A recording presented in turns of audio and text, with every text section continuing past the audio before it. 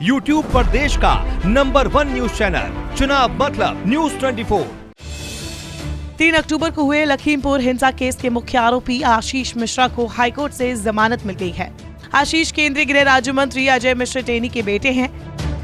3 अक्टूबर 2021 को किसानों को गाड़ी से कुचलकर मार डालने के मामले में वो मुख्य आरोपी है। इस घटना में 4 किसानों सहित कुल 8 लोगों की मौत हुई थी। इलाहाबाद हाईकोर्ट की लखनऊ बेंच ने आशीष मिश्रा को निजी मुचलके और 2 जमानत पत्र दाखिल करने पर जमानत दे दी है। आशीष 130 दिनों से जेल में बंद है। हाईकोर्ट ने 18 जनवरी 2022 को आशीष की जमानत अर्जी पर सुनवाई के बाद आदेश सुरक्षित रख लिया था।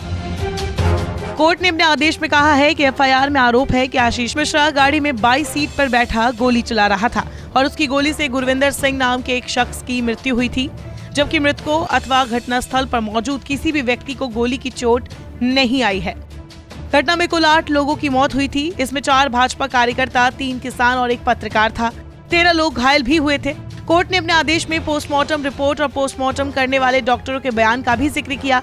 कोर्ट ने महत्वपूर्ण टिप्पणी भी की कि अगर अभियोजन की पूरी कहानी को स्वीकार किया जाए तो स्पष्ट है कि घटनास्थल पर हजारों प्रदर्शनकारी मौजूद थे। ऐसे में यह भी संभव है कि ड्राइवर ने बचने के लिए गाड़ी भगाई हो और ये घटना घटित हो गई हो। याचिकाकर्ता की ओर से दलील भी दी गई कि प्रदर्शनकारियों में कई लोग तलवारें और लाठियां लेकर जमा थे। बहस के दौरान ये भी कहा गया कि ऐसा कोई भी साक्ष्य एसआईटी ने नहीं संकलित किया है जिससे ये साबित हो सके कि आशीष मिश्रा ने गाड़ी चढ़ाने के लिए उकसाया हो। कोर्ट ने आगे कहा कि थार गाड़ी में बैठे 3 लोगों की हत्या को भी नजरअंदाज नहीं किया जा सकता। केस डायरी के साथ मौजूद फोटोग्राफ से पता चलता है कि ड्राइवर हरिओम मिश्रा, शुभम मिश्रा और श्याम सुंदर की हत्या प्रदर्शनकारियों ने कितनी निर्दयता से की। उधर इस मामले में राजनीति तेज हो गई है। आशीष की जमानत के बाद कांग्रेस महासचिव प्रियंका गांधी ने प्रधानमंत्री नरेंद्र मोदी और भाजपा पर निशाना साधा है।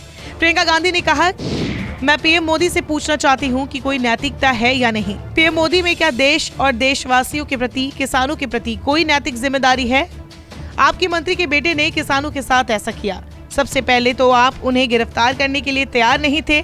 मंत्री के बेटे को आज जमानत मिल गई, अब वो खुला घूमेगा। आशीष की जमानत को लेकर किसान नेता राकेश टिकैत ने तुरंत सवाल उठाया है।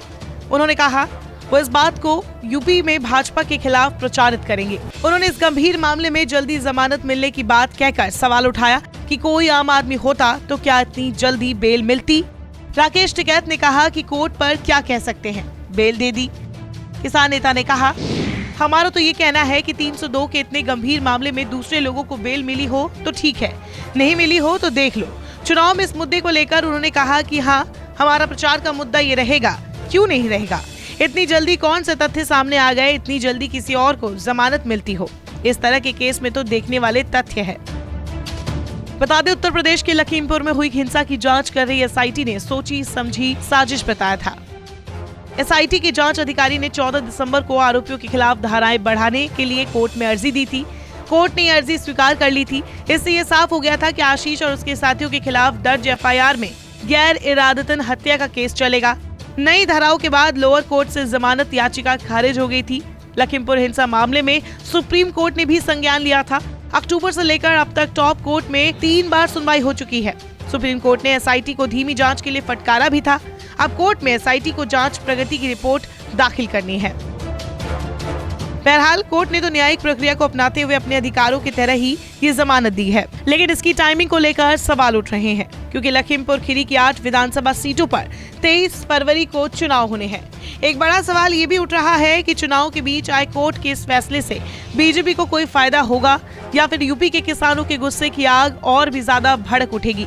हालांकि कानून के जानकार मानते हैं कि सुप्रीम कोर्ट कभी भी इस फैसले को पलट सकता है। वैसे भी सुप्रीम कोर्ट द्वारा गठित कमेटी की निगरानी में ही एसआईटी ने इस मामले की जांच की है।